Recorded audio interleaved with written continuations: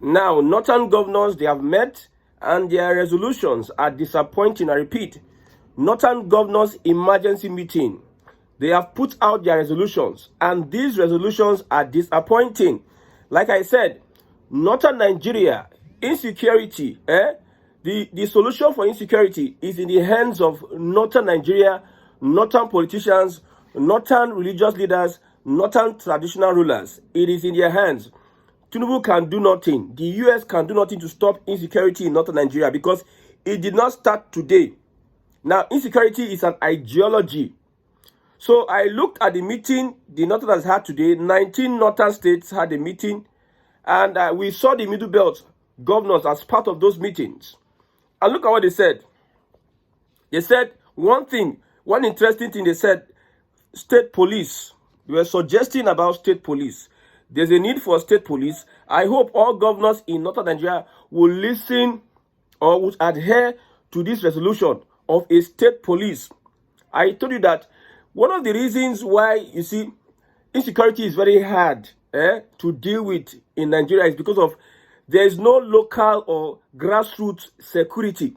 I said politics is local. Development is local. Security is local. If we focus on security, local security, we will at least defeat insecurity, insurgency by 40%. Then if we restructure Nigeria, we'll defeat it by almost 80%. But northern governors saying that we need state police. I know it is hypocrisy. I know it is hypocrisy. Okay? They also said that the northern governors, they are not complacent. That means they are not lazy. They are not idle. But all governors are actively collaborating to deal with the issue of insecurity. That is why we are having increase, Abi. All governors are actively collaborating. That is why we are seeing increase of killings every day in the same northern Nigeria. Sultan of Sokoto fires at the same northern governor saying that, see, I'm advising you, listen to critics. Listen to critics so that you can know the pathway you can follow. Because I understand for a reason that most of those governors in that meeting, they have an idea of what is going on. The insecurity of what is going on in that region. In the southeast, any insecurity going on in southeast, the politicians must know. In the middle belt, any insecurity going on in the middle belt, the politicians must know. In the southwest, any insecurity going on, the politicians must know. So the same thing I'm saying to northern Nigeria, any insecurity going on in northern Nigeria, the politicians know about it. They know what to do to solve the issue. All this meeting they are coming to do, it is a cosmetic meeting. You saw how southern governors came and had resolution, thick resolution. They said that they are going to start identifying anybody entering and going out of southern Nigeria in the whole. There's a trust fund that will be created, especially in the southwest. The government will start contributing money to that trust fund for security. If you look at today in the southwest, people are taking it upon themselves to look at, like, to man their borders. If there's a bush around you, people are actively getting involved in going into the bushes to check whether there are security threats in those bushes. People are security conscious in southern Nigeria. That's how serious these people are. If the southerners hadn't met, I don't think that these northern governors would have met in the first place. And this their resolution is they are just like playing to the gallery. Now, the main issue with insecurity in northern Nigeria, I said it, three things. Main issue. If the northern governors can look into these three things, then we can kiss insecurity at least 80%. Number one, institutions that breed insecurity. Institutions that breed insecurity. One is Sharia. Sharia needs to be abolished. I know most of those core northern states will never agree with you because they are destined to use Sharia to destroy themselves and not Nigerians. Somebody said something. In Nigeria today, the Yoruba man will train his children, go to school to become better. An average Yoruba man, an average Igbo man will train his children in school, they go and learn a trade or what have you. But an average Fulani person or Hausa person Most of them are training their children to become terrorists. Train their children so that they can kill. You know, this religious extremism is all about hatred for the Christians, hatred for the kafir, hatred for people that didn't do anything.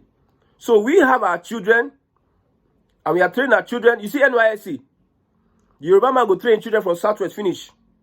The Hausa man go train in children.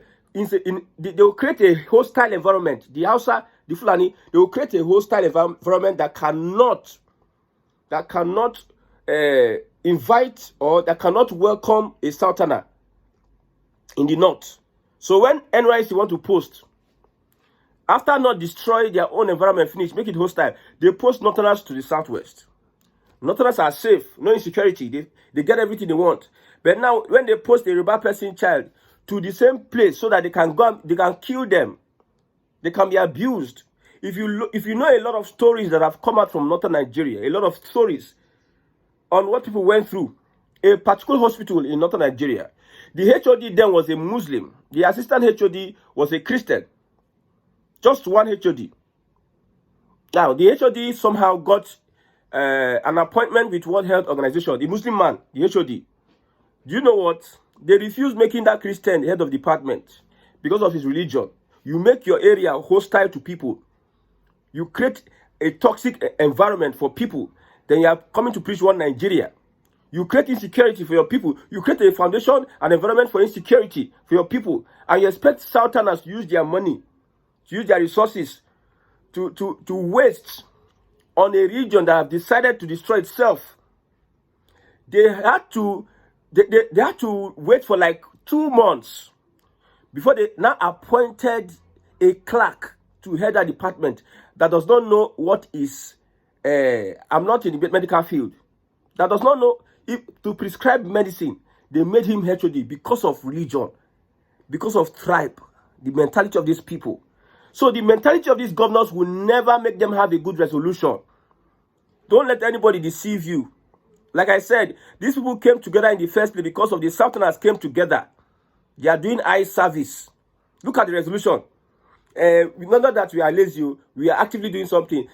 We are looking at how we are going to support a state police, and all of them are looking at themselves. It is I think the person that spoke was the Gombe State Governor, Emidu Beltan, a North Central person. Let me read it out. Okay.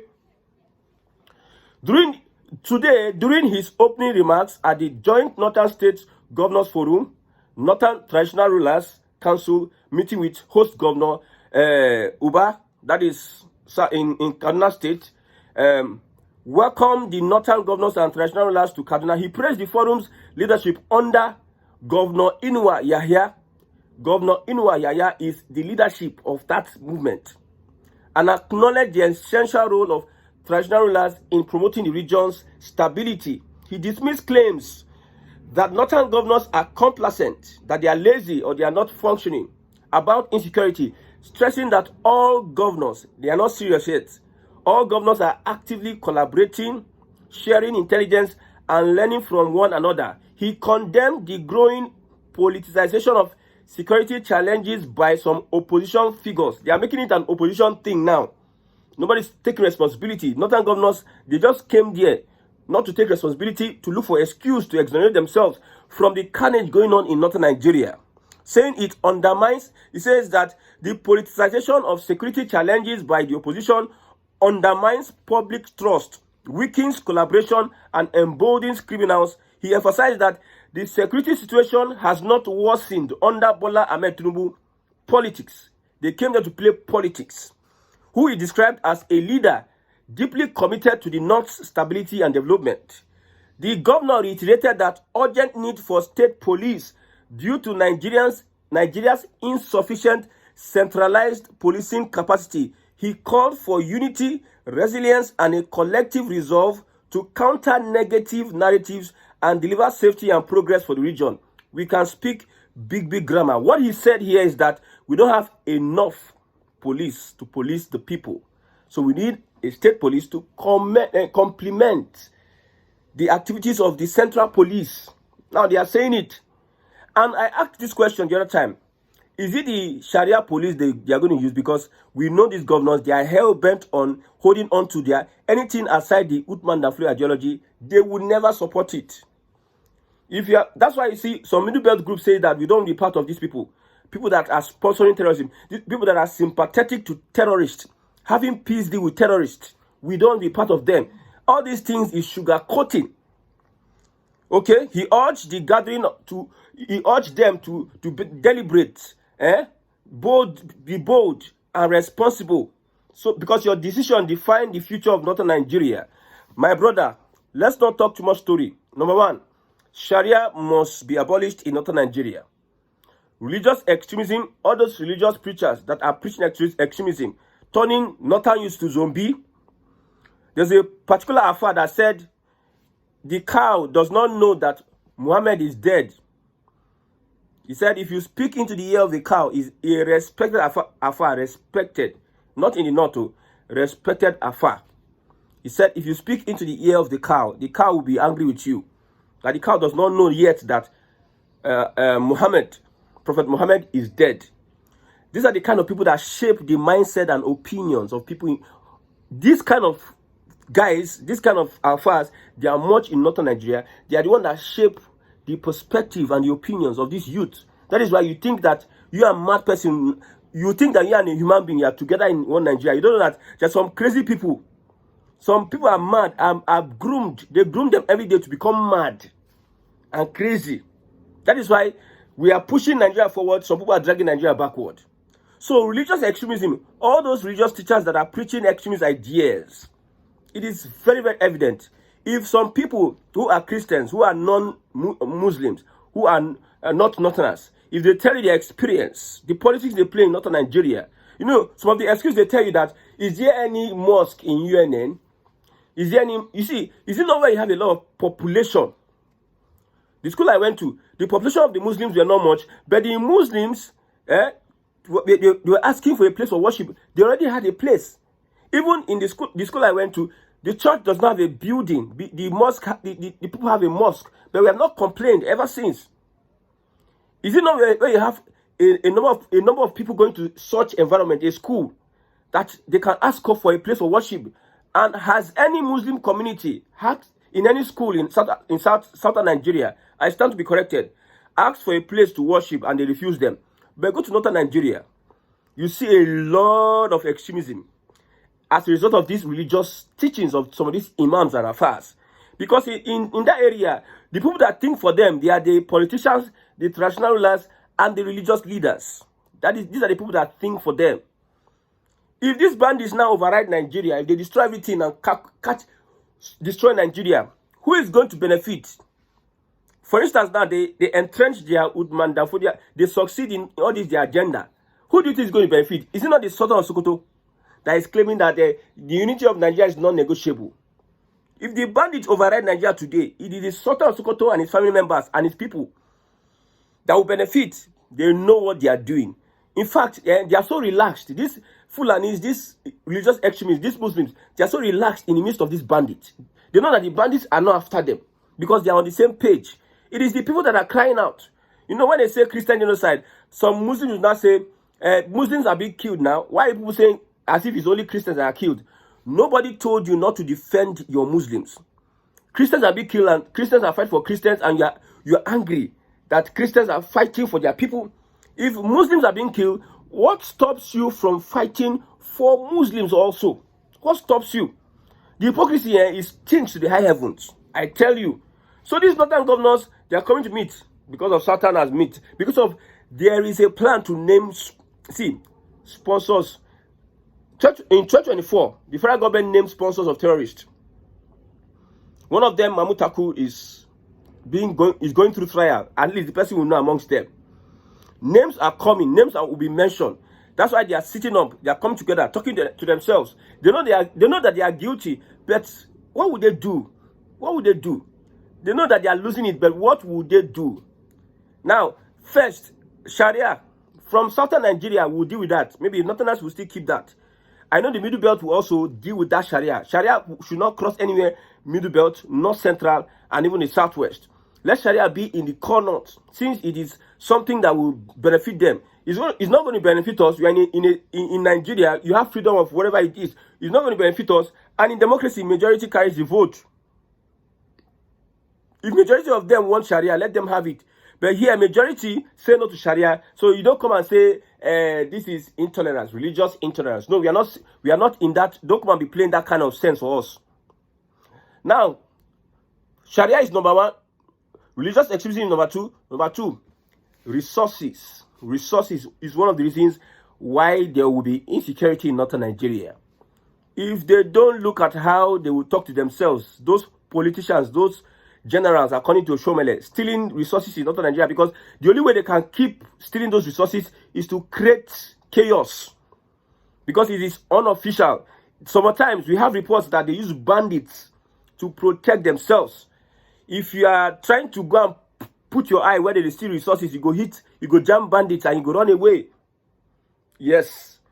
The Nigerian army knows where all these bandits are. They know where all these our resources are being stolen by these people. I have said it before that some northern states don't need an airport. But you see them carrying airport on their head, left, right, center. Airport, airport, airport. Everywhere is airport. They don't need an airport. What are they using an airport to do? How would it contribute to the economy of those states? But one thing we are thinking, this airport could be a thing they use to steal resources, to carry it from their airport to whatever destination.